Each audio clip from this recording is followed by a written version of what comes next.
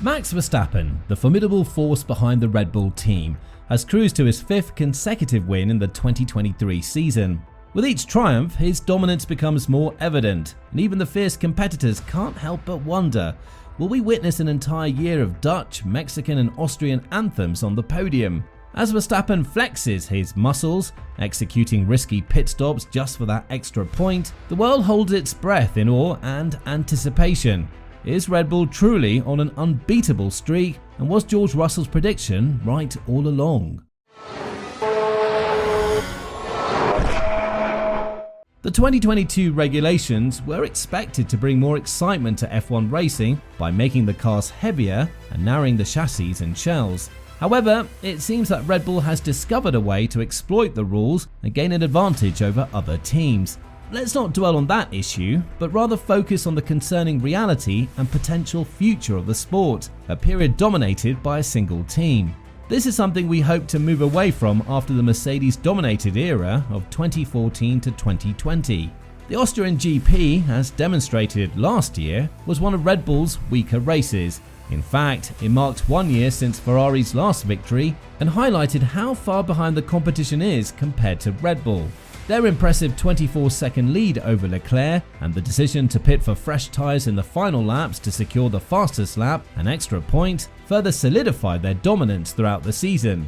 But does this dominance actually benefit the sport? I'm not suggesting that watching Verstappen win is boring. Red Bull has done an exceptional job with the new regulations, although some may argue that bypassing the budget cap can provide more benefits than drawbacks. But is it all about the car? We witnessed Perez struggling to find the right setup and position for the RB19. While his recovery drive from 15th to 3rd was impressive, it doesn't match Verstappen's consistent performance. Instead of complaining about the boredom this season may bring, let's focus on something that actually contributes to this issue: the inconsistency of other teams compared to Red Bull's flawless performance. Yes, their car is operating at its best, but when was the last time you saw a mistake during a pit stop or a wrong strategy call from Hannah Schmidt, the brilliant mind behind Red Bull's strategies? Red Bull's pit stops appear effortless, even when Mercedes attempts to save a few tenths of a second in 2021 by raising concerns about the wheel gun sensor to the FIA. However, it's still not enough. Red Bull is in a league of its own.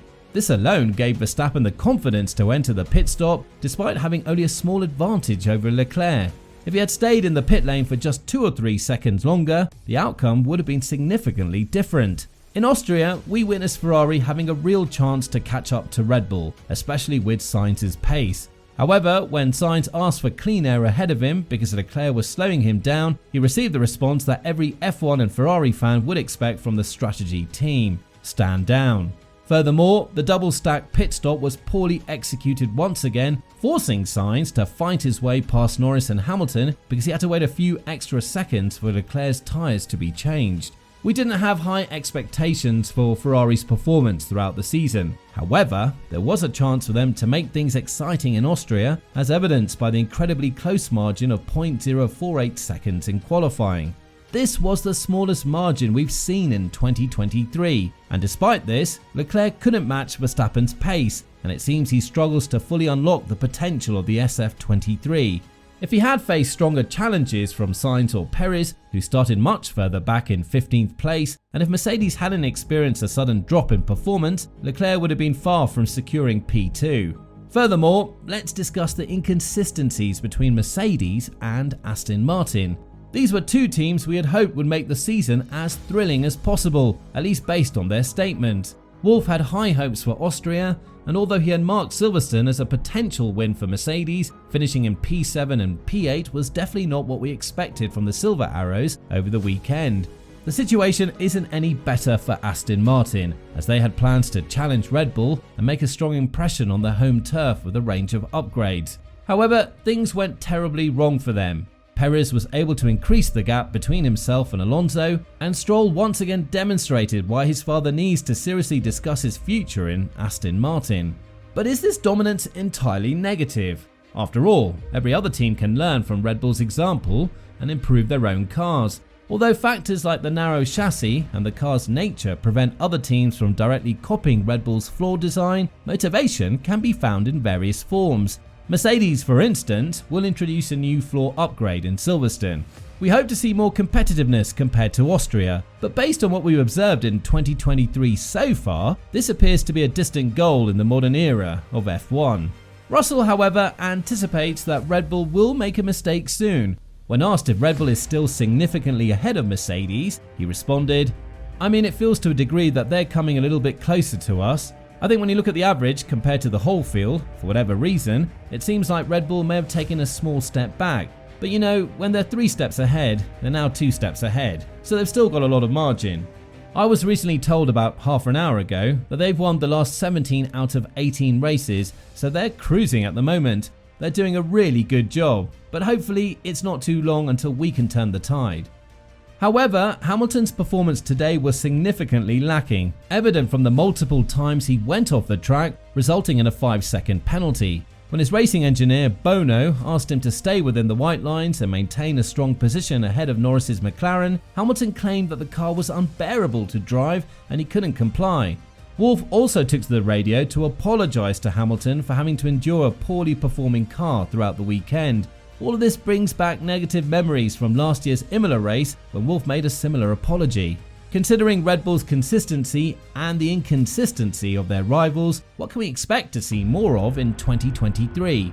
McLaren's recent upgrades to Norris's car have demonstrated that significant improvements in performance are possible if you find the right solutions. For instance, Norris was much faster than Hamilton and was in contention for 4th place with Sainz for a considerable portion of the race.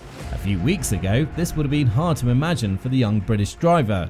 This gives us hope that we will witness the MCL 60 achieving more high points finishes. It's worth noting that these recent upgrades are only a third of the planned improvements for the car, with 2 more sets of upgrades scheduled for the upcoming races. Taking everything into consideration, it's clear that the recent upgrades from Mercedes and Aston Martin haven't met our expectations yet, and we've yet to see the best from these 2 teams.